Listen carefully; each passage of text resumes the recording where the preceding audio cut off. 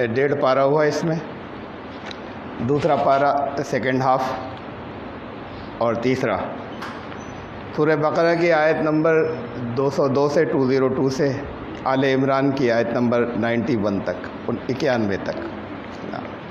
بسم اللہ الرحمن الرحیم۔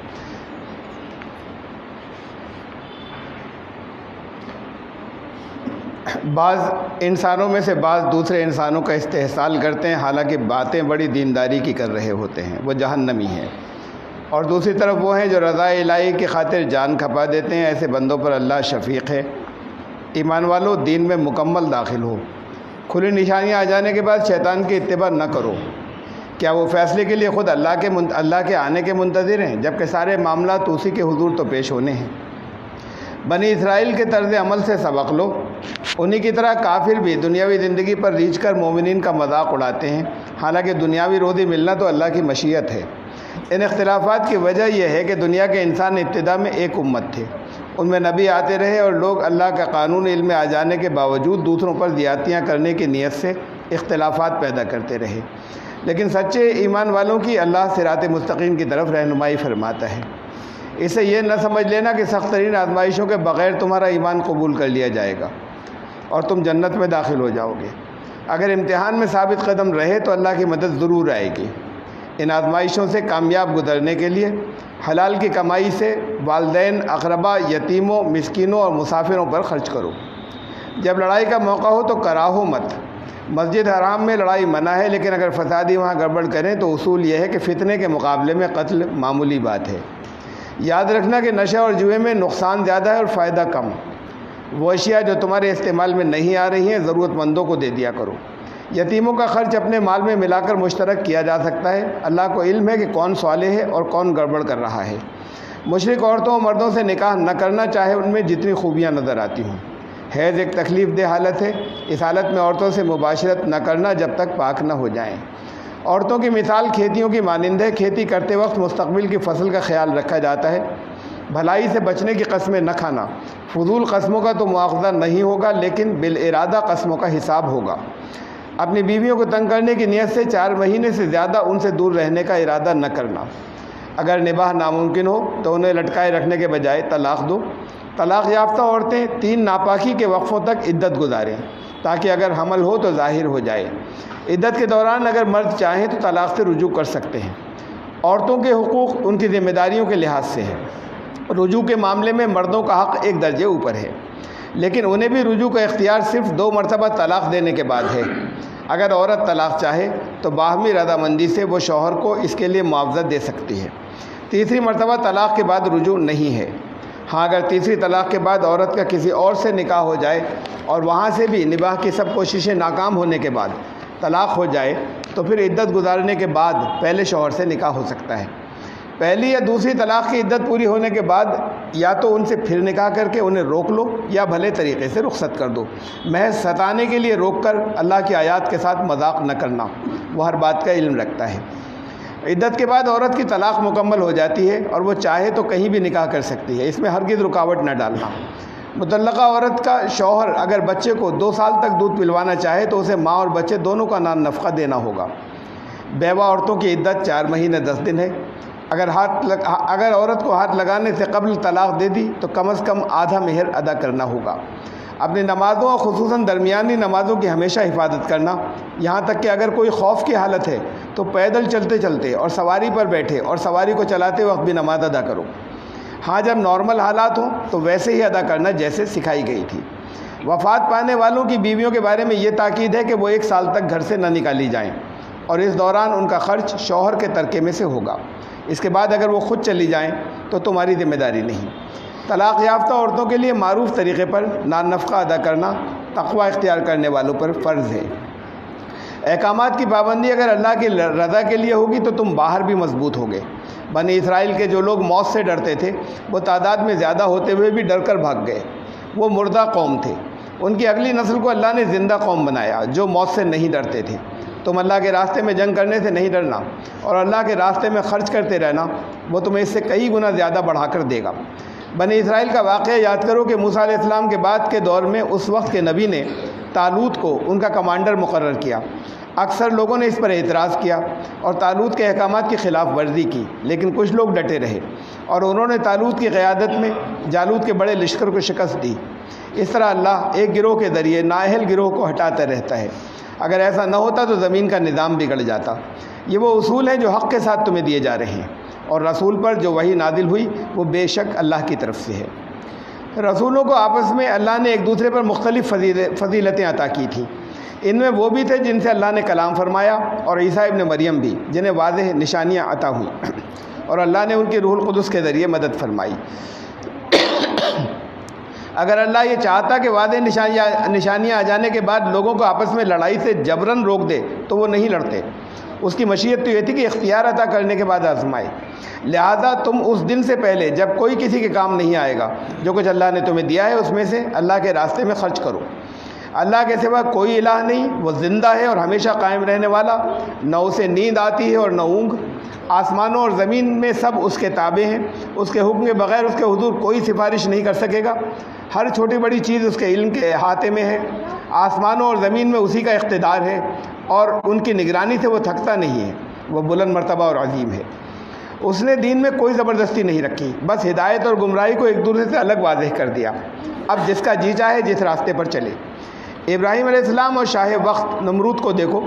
ابراہیم علیہ السلام نے اسے کہا کہ میرا رب زندگی اور موت کا مالک ہے۔ اس نے کٹھجتی کی اور دھمکی دی، لیکن ابراہیم علیہ السلام نہیں ڈرے، نہ اپنے راستے سے ہٹے۔ یا پھر قوموں کی ہدایت و گمراہی کو اس واقعے سے سمجھو کہ ایک شخص نے، جو بائبل کی تفصیل کے مطابق حضرت حزقیل نبی تھے، ایک شخص نے اپنی مردہ یعنی غلام قوم کے بارے میں اللہ سے یہ سوال کیا کہ یہ مردے کیسے زندہ ہوں گے۔ اللہ انہیں رویا یعنی حالت بیداری میں روحانی تجربے کی حالت میں لے گیا۔ رویا میں ان پر 100 سال کا عرصہ گزرا، جس میں انہوں نے قوم پر محنت کی، اور وہ قوم یعنی بنی اسرائیل بتدریج زندگی کی حالت میں آ گئے۔ جب وہ اس روحانی تجربے کی حالت سے نکلے تو اللہ نے پوچھا تم کتنی دیر اس حالت میں رہے؟ جواب دیا کہ شاید ایک دن کا کچھ حصہ۔ فرمایا کہ تمہارا کھانا اور پانی بھی خراب نہیں ہوا اور گدھا بھی صحیح سلامت کھڑا ہے، لیکن تم پر رویا میں 100 سال گزرے۔ ان پر نبوت کی محنت کرنے سے 100 سال کی مردہ قوم زندہ ہوگی۔ ہڈیوں پر گوشت چڑھنا اور اس میں روح آنا ایک بتدریج عمل ہے۔ ان کی سمجھ میں آ گیا کہ نبوت کی محنت کے بعد اللہ اس قوم کی حالت کو بدل دے گا۔ ایسے ہی ابراہیم علیہ السلام نے ایمان ہونے کے باوجود مزید اطمینان قلب کے لیے سوال کیا تھا کہ مردے کیسے زندہ ہوتے ہیں۔ اللہ نے سمجھایا ایسے کہ جیسے تم 4 پرندے پال کر خوب مانوس کر لو، پھر ان میں سے ہر ایک کو ایک ایک پہاڑی پر بٹھا کر آواز دو تو اڑتے چلے آئیں گے۔ ایسے ہی قوموں کو مانوس کر کے آواز دینے سے نظام کی تشکیل ہوگی۔ مردہ قوموں میں حرارت پیدا ہونے کے بعد ان کے دل سے مال کی محبت نکالنی ہوگی۔ اللہ کی راہ میں خرچ کرنے کی مثال ایک دانے کی سی ہے جس سے 7 بالیں پیدا ہو، ہر بال میں سے 100 دانے پیدا ہو جائیں۔ ایمان والے خرچ کر کے احسان نہیں جتاتے۔ احسان جتانے والوں کی مثال ان دانوں کی سی ہے جو چٹان پر جمی مٹی میں بوئے جائیں اور ایک ہی بارش سے دھل جائیں۔ اللہ کی راہ میں بہتر چیزیں دو، وہ نہیں کہ جو تمہیں دی جائیں تو تم پسند نہیں کرو۔ شیطان تمہیں مفلسی سے ڈراتا ہے اور اللہ اپنے فضل کا وعدہ فرماتا ہے۔ یہ حکمت کی بات ہے، صدقہ چاہے اعلانیہ ہو یا خفیہ، لیکن اللہ کی رضا کے لیے ہو۔ وہ لوگ تمہاری مدد کے زیادہ مستحق ہیں جن کو اللہ کے دین میں لگے ہونے کی وجہ سے کمانے کا موقع نہیں ملتا، لیکن وہ خود سوال نہیں کرتے۔ سود کو اللہ نے حرام قرار دیا اور تجارت کو حلال۔ سود کو تجارت کہنے والے باولے ہیں۔ جو اس نصیحت کے پہنچنے کے بعد سود سے باز آ جائے اس کا پچھلا قصور معاف کر دیا جاتا ہے، ورنہ اس کا ٹھکانہ جہنم ہوگا۔ سود خوروں کے خلاف اللہ اور رسول کا اعلان جنگ ہے۔ قرضدار کے ساتھ نرمی برتو، لین دین کے معاہدوں کو لکھ لیا کرو اور گواہ کر لیا کرو۔ اللہ ہر ظاہر اور مخفی بات کو جانتا ہے۔ رسول خود اپنے رب کی نازل کردہ ہدایت پر ایمان رکھتا ہے، اور ایمان والے بھی یہی کرتے ہیں۔ وہ رسولوں میں سے کسی ایک میں بھی فرق نہیں کرتے اور اطاعت کرتے ہیں۔ کسی سے اس کی استطاعت سے زیادہ حساب نہیں لیا جائے گا، اور اپنے اعمال کا ہر شخص خود ذمہ دار ہوگا۔ ایمان والوں کو دعا کرنی چاہیے کہ بھول چوک سے جو قصور ہو جائیں انہیں اللہ معاف کر دے۔ جن بوجھوں کی ان میں اٹھانے کی طاقت نہیں وہ ان پر نہیں ڈالے جائیں۔ اپنے لیے نرمی اور درگزر کی دعا اور ہٹ دھرم منکرین کے مقابلے مدد کی درخواست کریں۔ اب یہاں سے سورہ آل عمران شروع ہو رہی ہے۔ بسم اللہ الرحمن الرحیم۔ الف لام میم، اللہ کے سوا کوئی الہ نہیں اور وہ زندہ اور قائم ہے۔ تم پر اس نے یہ کتاب حق کے ساتھ نازل فرمائی۔ یہ توریت اور انجیل سمیت پچھلی کتابوں کی تصدیق کرتی ہے۔ اس سے قبل وہ کتابیں انسانوں کے لیے ہدایت تھیں، اور اب حق و باطل کی کسوٹی یہ کتاب ہے۔ اس قوت و حکمت والے نے جیسے ماؤں کے پیٹوں میں طرح طرح کی صورتیں بنائیں، اسی طرح اس کتاب میں محکمات اور متشابہات آیات رکھی۔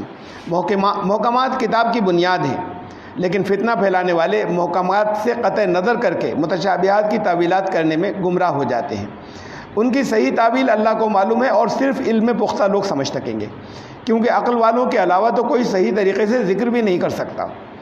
انکار پر اڑے رہنے والوں کا انجام آل فرعون کی طرح ہوگا۔ جنگ بدر کی مثال دیکھ لو، کافر ایمان والوں سے بہت زیادہ تھے۔ بصیرت والوں کے لیے اس میں عبرت ہے۔